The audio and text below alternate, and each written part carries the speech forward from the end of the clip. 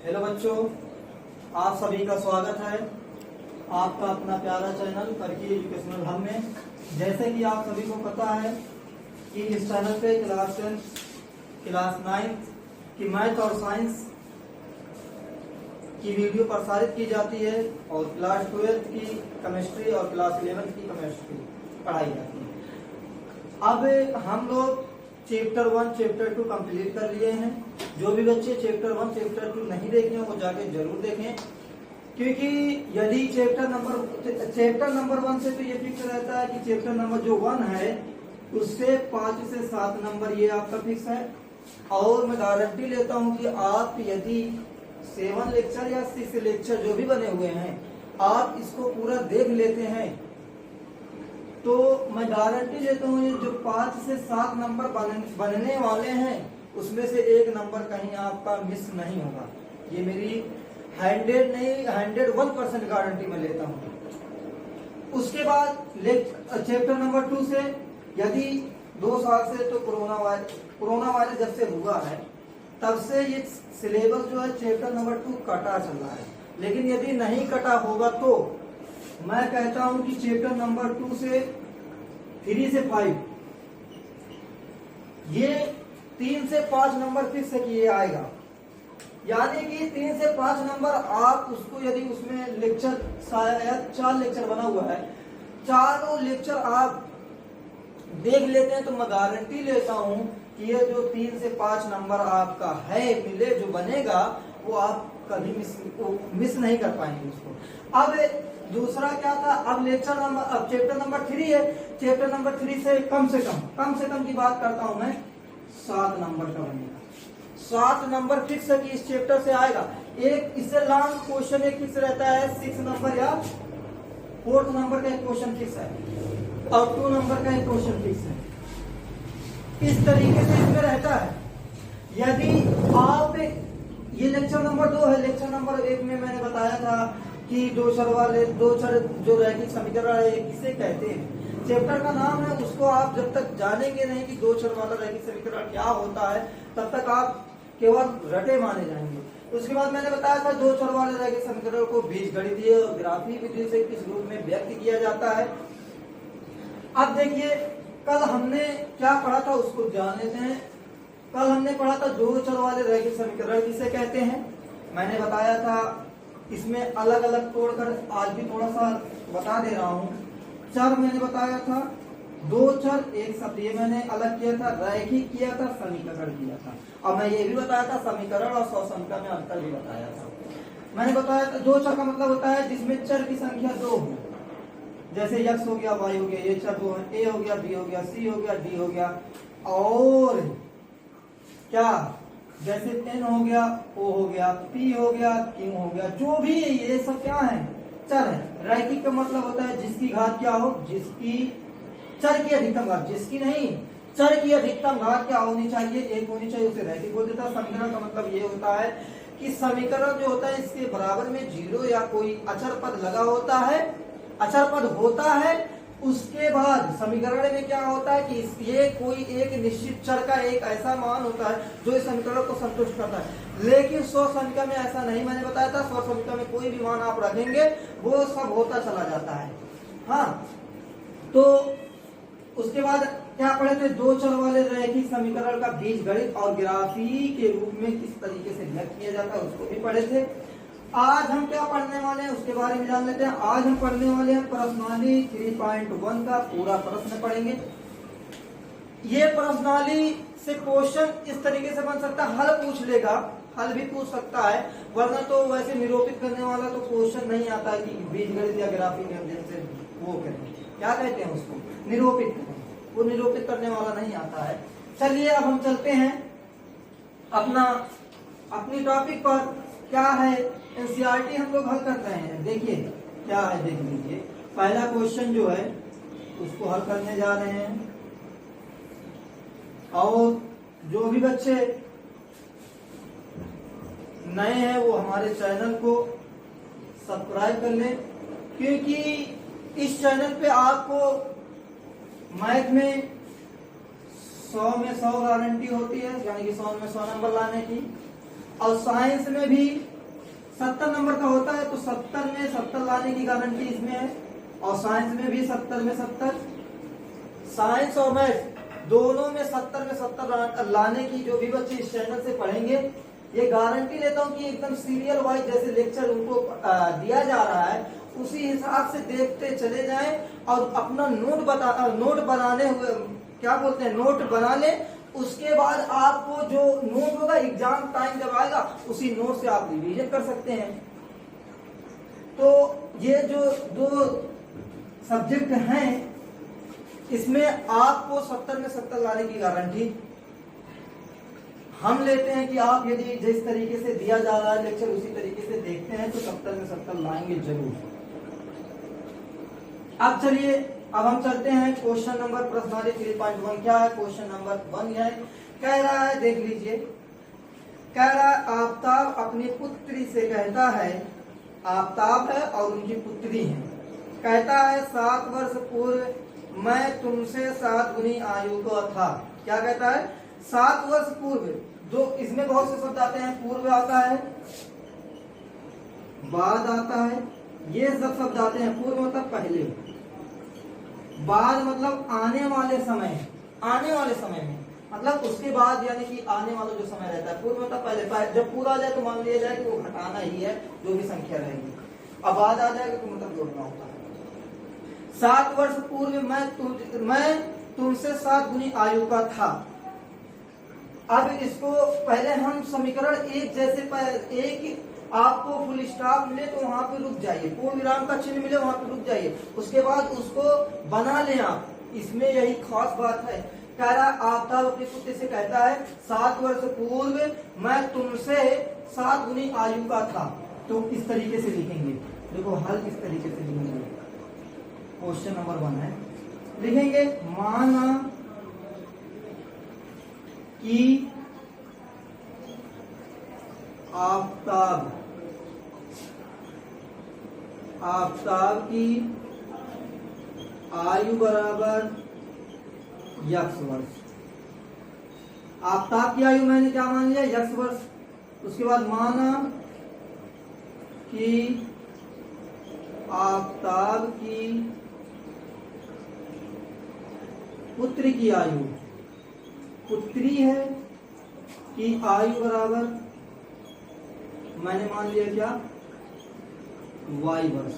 क्या मान लिया y वर्ष। कहता है 7 वर्ष पूर्व, तो आपको पहली शर्त मिल गई, लिखेंगे प्रथम शर्तानुसार। तो इस तरीके से लिखेंगे 7 वर्ष पूर्व, लिखेंगे 7 वर्ष पूर्व, 7 वर्ष पूर्व आफताब की आयु क्या हो जाएगी, आफताब की आयु बराबर। इसको मैं आपके दैनिक जीवन में जो होता है घटना उससे एक एग्जाम्पल देकर समझाना चाहता हूँ। जैसे कह रहा 7 वर्ष पूर्व आफताब क्या, जैसे आप इतने समय 15 या 16 साल के जो भी हैं, कह दिया जाए कि आप 7 वर्ष पहले कितने वर्ष के थे, तो आप मान लिया जाए 16 वर्ष के हैं, तो कितने वर्ष के होंगे 7 वर्ष पहले, मतलब कि 7 वर्ष के पहले क्या आयु थी, तो कितने साल के होंगे 9 साल के होंगे। क्या किए हैं आप, घटाए हैं ना, तो जो उसकी आयु थी, जो उसकी आयु थी उसके आयु में से घटाए हैं, यानी कि जो उसकी प्रेजेंट आयु थी, प्रेजेंट आयु मतलब होता है वर्तमान आयु जो थी, उसी की आयु में से आप पूर्व वाला घटाए हैं तब आपको मिला है। तो आफताब की 7 वर्ष पूर्व आफताब की आयु क्या हो जाएगी, ये x वर्ष थी वर्तमान में, तो क्या हो जाएगी x - 7 वर्ष हो जाएगी ये। और 7 वर्ष पूर्व, 7 वर्ष पूर्व आफताब की पुत्री की आयु क्या हो जाएगी, आफताब की पुत्री की आयु, पुत्री की आयु, पुत्री की जो आयु होगी वो हो जाएगी y - 7। कह रहा है कि अब कह रहा है प्रथम शर्तानुसार ये होगा, प्रथम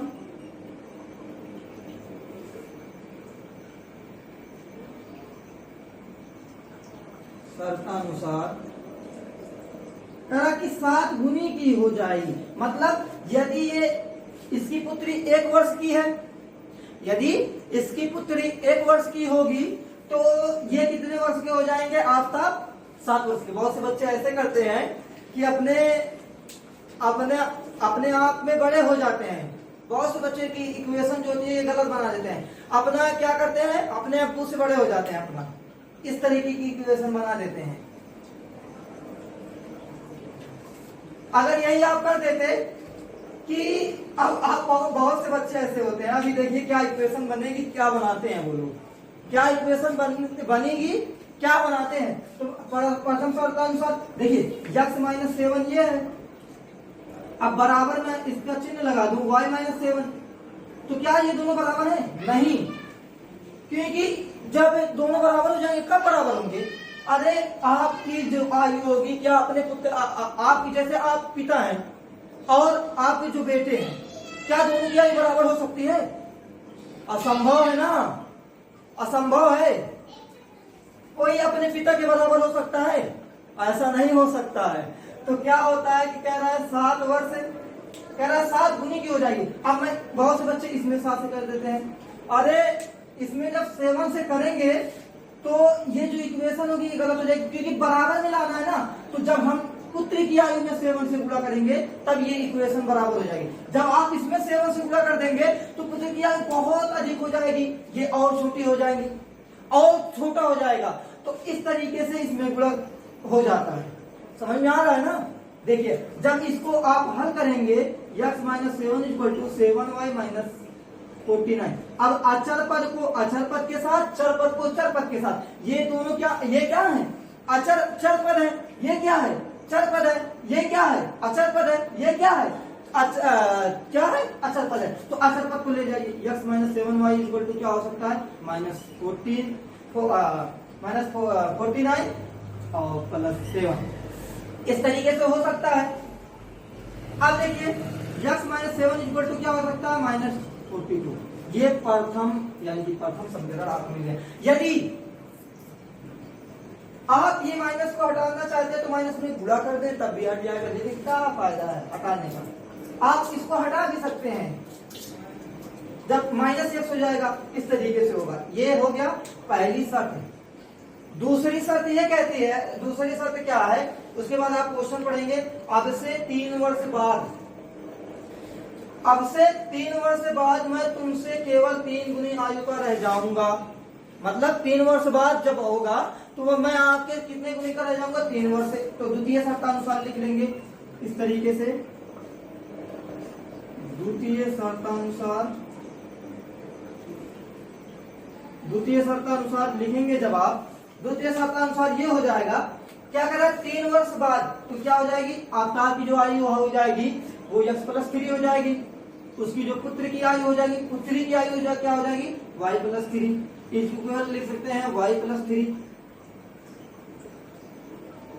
किसकी 3 गुनी? इसी की 3 गुनी ना, इसमें 3 से पूरा कर देंगे।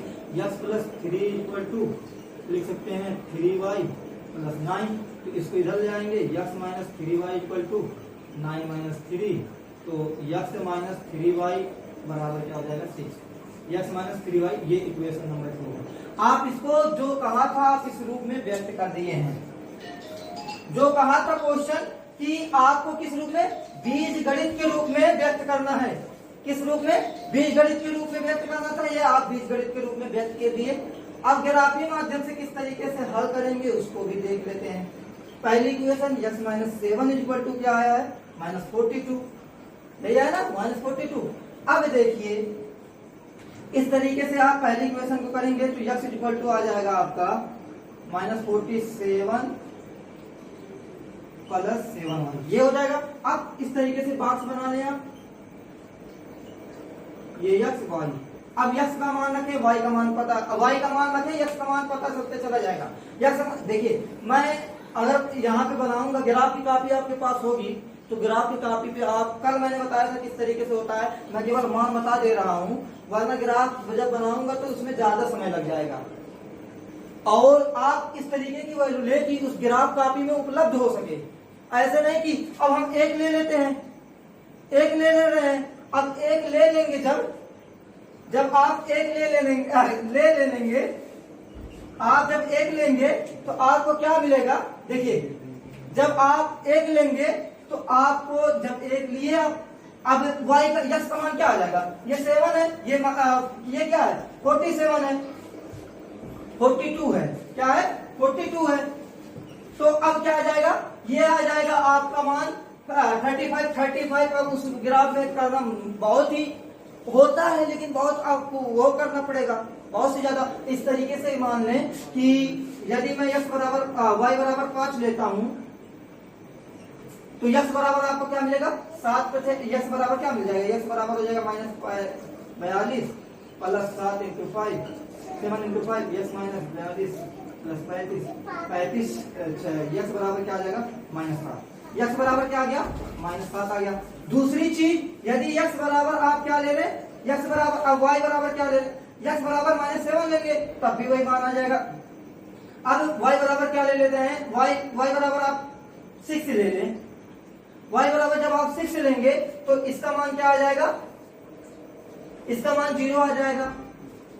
आप इस तरीके से हल कर सकते हैं, देखिए 6 7 42 प्लस -42 प्लस 42 क्या आ जाएगा 0 आ जाएगा। यदि x बराबर आप 7 लेंगे यानी कि 7 लेंगे तो y का x का मान क्या आ जाएगा, x का मान जो आ जाएगा तो वो 7 7 49 हो जाएगा, 7 आ जाएगा प्लस 7 आ जाएगा। यदि y बराबर 7 ले रहे हैं तो x बराबर क्या आ जाएगा प्लस 7। इस तरीके से हो जाएगा। इस तरीके से आपका 3 मान इसमें हो गया, 3 मान इस तरीके से दूसरे वाले में बना लेना, दूसरी कंडीशन में। इसमें 1 2 ले सकते हैं आप, ये x है ये y है। कह रहा है कि x बराबर आप इस तरीके से इसको भी कर लें, यहां पे कर दे रहा हूं x बराबर हो जाएगा 6 + 3y, इस तरीके से हो जाएगा। आप देखिए y का मान कुछ भी लें, मैं ले रहा हूं y का मान 0, y का मान 0 लेंगे तो x का मान 6 आ जाएगा। देखिए कैसे आएगा, x बराबर क्या हो जाएगा 6 + 3 × 0 तो x बराबर हो जाएगा 6 + 0 तो x बराबर क्या आ जाएगा 6 आ जाएगा। इस तरीके से हो जाएगा। यदि आप x बराबर क्या ले लें, y बराबर 1 ले लें, y बराबर 1 लेंगे तो x बराबर क्या आ जाएगा 9 आ जाएगा। इस तरीके से इसमें भी 2 मान हो गया, एक और लेना चाहते हैं ले सकते हैं आप। x बराबर क्या y बराबर 2 ले लें तो x बराबर क्या आ जाएगा 12 आ जाएगा। इस तरीके से आपका ये ग्राफी माध्यम से हो गया। अब ग्राफी माध्यम से किस तरीके से हल होगा उसको भी देख लेंगे। इसका जो आंसर मुझे लग रहा है, देखिए दोनों में क्या कॉमन दिख रहा है 0,6 ये जो आंसर आएगा अभी तो जो आप हल करें, यदि हल करने में कोई भी परेशानी होगी तो मैं बता दूंगा। अब चलिए जो भी बच्चे स्क्रीनशॉट लेना चाहते हैं या लिखना चाहते हैं वो लिख लें। चलिए अब हम चलते हैं अगले प्रश्न पर।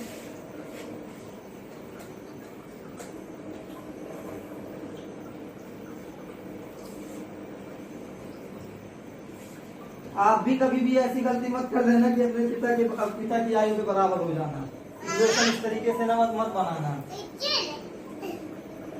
हाँ, क्योंकि जब आप भी कर देंगे तो उसमें आपको समस्या हो जाएगी, कोई इस बार ही नहीं करेगा इस तरीके से। चलिए दूसरा क्वेश्चन चलते हैं हम लोग। क्या है कि क्रिकेट, अब कह रहा है कि आप कोई खिलाड़ी है, आप भी बहुत ही क्रिकेट खेलने वाले बहुत होते हैं। वैसे मैथ के बच्चे जो होते हैं वो क्रिकेट को पसंद करते हैं। मैथ के लगभग 75% जो बच्चे होते हैं जो मैथ पढ़ते हैं, जिनको मैथ आती है तो वो क्रिकेट खेलना पसंद करते हैं। तो आपके क्या है प्रश्न पे आ गया, आपका प्रश्न आ गया, इसको बोल दो हलवा प्रश्न आ गया। क्या कह रहा है, क्रिकेट टीम के एक कोच ने, एक क्रिकेट होता है, क्रिकेट की टीम में एक कोच होता है, मगर जो हमारे इलाके में जो क्रिकेट होती है उसमें कोच नहीं होते हैं, इसमें कोच नहीं होते हैं। हाँ, क्या क्रिकेट टीम के एक कोच ने 4500 रुपए में 3 बल्ले तथा 6 गेंदें खरीदी, यानी 3 बल्ले खरीदे और 6 गेंदें जब उन्होंने गए कहते हैं किसी शॉप पर, तो कहे कि भैया जी क्या करिए, मुझे 3 बल्ला दे दीजिए और 6 गेंद दे दीजिए। उसके बाद कोच साहब ने कहा कि कितने रुपए हुए, कोच उसके बाद उन्होंने क्या दुकानदार ने क्या कहा कि आपकी 3900 रुपए हो गई। तो ये हुई पहली इक्वेशन। तो आप पहले लिख लें इसको। दूसरा क्वेश्चन है इस तरीके से मान लें, माना कि एक बल्ले का मूल्य बराबर यक्स रुपए, माना कि, और इसी समय कर दीजिए क्या है, 3 बल्ले हैं तो 3 बल्ले का, अतः 3 बल्ले का मूल्य क्या हो जाएगा, 3 बल्ले का मूल्य क्या हो जाएगा। मान लिया जाए बल्ला कितने रुपए में था, 10 रुपए में था। अब 3 बल्ला का कितना हो जाएगा, 10 या 30, तो यक्स है तो यक्स इंटू यक्स का है तो 3 बल्ला लेंगे तो 3 यक्स हो जाएगा। क्या हो जाएगा, 3 यक्स रुपए। ये हो गया आपका बल्ले का दाम। उसके बाद मान लेंगे, माना कि एक गेंद का मूल्य, एक गेंद का मूल्य बराबर क्या, y रुपए। तो आप एक गेंद का मूल्य, एक बल्ले कह रहा है एक गेंद का मूल्य क्या मैंने माना, y रुपए। तो कितनी गेंद खरीदे हैं, कोच साहब ने 6 गेंद खरीदी हैं। तो 6 गेंद का मूल्य बराबर हो जाएगा, गेंद का मूल्य बराबर क्या हो जाएगा, कहेंगे कि 6y रुपीज। इस तरीके से हो जाएगा। अब इन दोनों का क्या कहा, प्रथम शर्तानुसार यहाँ लिख दीजिए, प्रथम शर्तानुसार। प्रथम शर्तानुसार क्या हो जाएगा, देखिए 3x यानी 3x plus 6y equal to कितने रुपए, यानी कि दोनों को मिलाया कितना रुपए दिया। अब आपको बल्ला भी दिया दुकानदार ने, गेंद भी दिया, तो आप कितने रुपए दिए हैं, उसको 4500 रुपए दिए हैं। तो इस तरीके से लिख दीजिए 3x plus 6y equal to कितना, 4500 रुपए। ये पहली कंडीशन बन गई। अब इसी तरीके से द्वितीय शर्तानुसार, द्वितीय शर्तानुसार क्या हो जाएगा आपका, द्वितीय शर्तानुसार ये हो जाएगा। द्वितीय शर्त क्या है, अब आगे पढ़ते हैं हम। कह रहा है कि बाद में उसने एक और बल्ला तथा उसी प्रकार की 3 गेंद खरीदी। हाँ, तो उन्होंने 1300 रुपए खरीदे, 1300 रुपए में खरीदी, यानी एक बल्ला, कितने बल्ले हैं, एक बल्ला, एक बल्ले का मूल्य क्या है, 10 रुपए प्लस, उसके बाद क्या है, एक बल्ले और क्या है, 3 गेंद है तो एक गेंद का मूल्य y रुपए है, तो 3 गेंद का मूल्य क्या हो जाएगा, 3y। कितने रुपए में, 1300 रुपए में। तो ये समीकरण नंबर 2 हो गया आपका। ये कौन सी विधि हुई, बीजगणित रूप में हो गया। अगर इसको छोटा करना चाहते हैं आप, छोटा किस तरीके से कर लेंगे, 3 कॉमन ले लें, तो 3 जब आप कॉमन ले लेंगे तो x प्लस क्या बच जाएगा, 3 दूना 6 यानी कि 2y क्या हो जाएगा, 2y इक्वल टू क्या आ जाएगा, 4500 रुपए। अब x plus 2y equal to क्या आ जाएगा, 1300 रुपए। इस तरीके से ये हो जाएगा आपका। अब ग्राफी विधि से किस तरीके से इसको करेंगे, आप फिर वही कंडीशन कर दीजिए। पहली कंडीशन ये है, x plus 2y equal to क्या आया है, 1300, x इक्वल टू क्या हो जाएगा, 1300 माइनस 2y। इस तरीके से हो जाएगा। अब पहला इसका ग्राफ इस तरीके से कर लीजिए, x y ये हो गया। आप y बराबर 1 रखें तो ज्यादा मान आ जाएगा, बहुत ज्यादा आ जाएगा यार। 1300 कहाँ, उसमें लकीर ही नहीं होगी, गिराफ कापी में आपकी लकीर ही नहीं होगी। तो इस तरीके से मान लेंगे हम x बराबर क्या 10 मानते हैं, x बराबर y बराबर हम मान लेते हैं कि 50 है। 50 जब मानेंगे y बराबर तो x बराबर क्या आ जाएगा, 1200 हो जाएगा ना। देखिए 1300 x बराबर क्या, y बराबर 50 माने हैं, तो 1300 minus 2 into 50 x equal to 1300 minus 100, तो x इक्वल टू क्या आ गया, 1200 रुपए। अभी बता रहा हूं इसमें एक इकाई भी बन जाएगी। अब देखिए x बराबर आप मान लिए थे, अब y बराबर क्या मान लिए हो, y बराबर आप 100 मान लो। y बराबर जब 100 मानोगे तो x बराबर 1100 आ जाएगा। कितना आ जाएगा, 1100। अगर x बराबर 200 मानते हो तो y बराबर 700 आ जाएगा। अब आप जब करना तो मान लेना कि इस तरीके से जब ग्राफ की कापी आप लेना, मान लेना 1 सेंटीमीटर की इकाई बराबर x अक्ष, इस तरीके से लिखें, x अक्ष तथा y अक्ष पर y अक्ष पर 1 सेंटीमीटर की दूरी बराबर क्या मान लेना कि 10, एक क्या मान लेना 10 है। इस तरीके से मान लेंगे तब तो आप 50 का मतलब 5 इस तरीके से 5 रखी जाएगी, 1 2 3 4 5, क्योंकि आप 10 ये हो गया 10 20 10 30 10 40 10 50 इस तरीके से इधर 12 चले जाएंगे, इस तरीके से हो जाएगा आपका ग्राफ की विधि से। तो चलिए अब ये एक हो गया। दूसरा जब करेंगे आप, दूसरा जब आप बनाएंगे ग्राफ x और y इस तरीके से इसमें होगा। अब ये कंडीशन दूसरी की कर दे रहा हूं, x बराबर क्या आ जाएगा 1300 माइनस 3y, ये हो जाएगा। अब y का मान कुछ भी रखिए, y का मान अब मैं 50 फिर रख रहा हूँ, 50 100 रख रहा हूँ, 100 रखूंगा y का मान। आप कुछ भी रखेंगे, एक रखेंगे तो आपको और इकाई मानना पड़ेगी कि 1 सेंटीमीटर x अक्ष पर तथा y अक्ष पर 1 सेंटीमीटर इकाई बराबर 100 मानना पड़ेगा तब आपको, वरना 1300 लाइन आएगी नहीं। 100 माने हैं आप तो क्या आ जाएगा, ये 300 हो जाएगा, 900 आ जाएगा, x बराबर 900 आ जाएगा। यदि आप 300 माने हैं तो 300 होगा, 1000 आ जाएगा, सॉरी 1000 आ जाएंगे इसमें,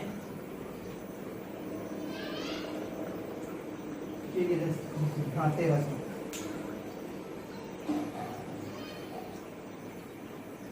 अब x बराबर आप मान y बराबर 200 मानो तो इसका मान क्या आ जाएगा 700 आ जाएगा। कितना आ जाएगा 700 रुपए, 2 3 600, 600 1300 में से 600 घटाएंगे 700 आ जाएगा, ये 700 आ जाएगा। x बराबर y बराबर 300 मान रहे हैं तो x बराबर क्या आ जाएगा 400। इस तरीके से आपका ये दूसरा भी हो गया। आप ग्राफ कापी लेंगे, इस तरीके से हल कर लेंगे। इसका जो आंसर आएगा ये आ जाएगा 200 और 700, 200 और 700, 200 और 700, x बराबर 700 y बराबर 200, क्योंकि ये दोनों में कॉमन क्या दिख रहा है 700 और 200, जो कॉमन दिखता है वही आंसर हो जाता है। तो इसका जो आंसर आ जाएगा 700 और 200 रुपए। एक बल्ले का मूल्य जो आएगा वो 700 रुपए, एक गेंद का जो मूल्य आएगा वो 200 रुपए आ जाएगा। इस तरीके से आपका ये क्वेश्चन हो गया। हमें उम्मीद है कि आपको क्वेश्चन नंबर 1 क्वेश्चन नंबर 2 समझ में आ गया होगा। अब हम चलते हैं तीसरे प्रश्न पर। तीसरा प्रश्न बढ़िया वाला आ गया है, मतलब इसमें आपको क्या करना है कि 2 केजी सेब 1 केजी अंगूर इस तरीके से करना है आपको, मतलब तौलना है आपको, इसमें तौलने वाला प्रश्न आ गया है। चलिए ये भी बहुत ही आसान है, केवल इक्वेशन बनाना है हमको, हल तो करना नहीं है। हल करने वाला जब आएगा तो उसको हल भी करेंगे।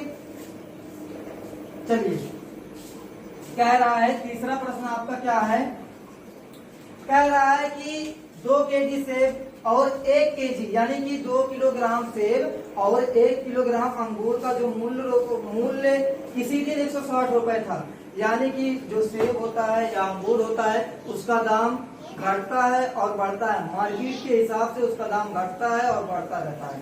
तो 2 केजी सेब और 1 केजी अंगूर का मूल्य जो था वो 160 रुपए था। एक महीने बाद यानी 1 महीना बाद जब आप जाएंगे उसी दुकान पर या किसी भी दुकान पे जाएंगे तो उसका दाम क्या 4 केजी सेब यानी 4 किलो सेब और 2 किलो अंगूर का मूल्य क्या हो जाएगा 300 रुपए हो जाता है। इस स्थिति में बीजगणित तथा ज्यामितीय रूप में व्यक्त करना है। फिर वही कंडीशन आ गई। तो चलिए मान लेता हूं, माना कि 1 केजी क्या है सेब है, 1 केजी सेब का मूल्य बराबर क्या हो जाएगा 100 रुपए। माना कि 1 केजी अंगूर का मूल्य बराबर y रुपए, तो 100 रुपए और y रुपए। तो अब कह रहा है कि 2 केजी सेब का मूल्य क्या हो जाएगा, कहा कि 2 केजी सेब, तो 2 केजी सेब का मूल्य क्या हो जाएगा, सेब का आज का हमारा लास्ट प्रश्न है, 2 केजी सेब का मूल्य बराबर हो जाएगा 2 रुपए। और क्या है कितना 1 केजी अंगूर है तो उसका y रुपए माने ही है। पहली कंडीशन बन गई। तो क्या पहली प्रथम शर्तानुसार ये हो जाएगी, प्रथम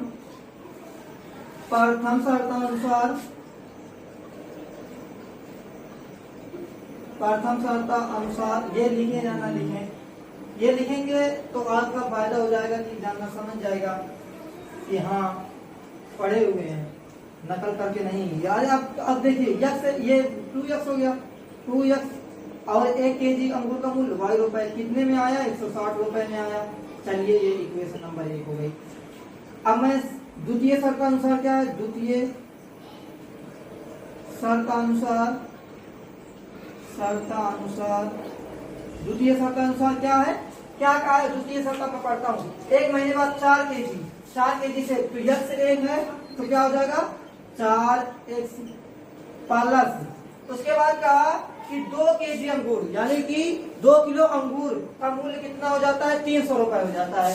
तो 2 kg अंगूर का हो जाएगा 2y बराबर कितना? 300 रुपए। इसको आप छोटा कर सकते हैं, 2 कॉमन ले लें, 2x हो जाएगा, 2x प्लस, अरे यार क्या हो जाएगा? 2x प्लस y बराबर क्या आ जाएगा? 300।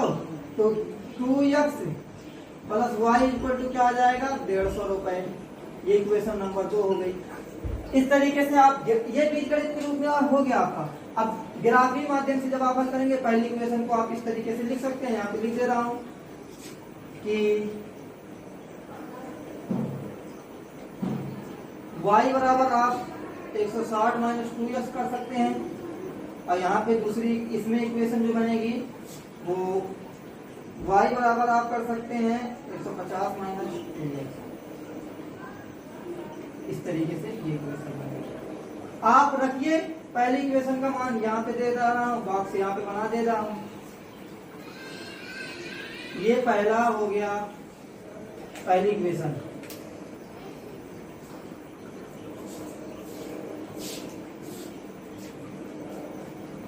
पहली इक्वेशन का मान देखिए,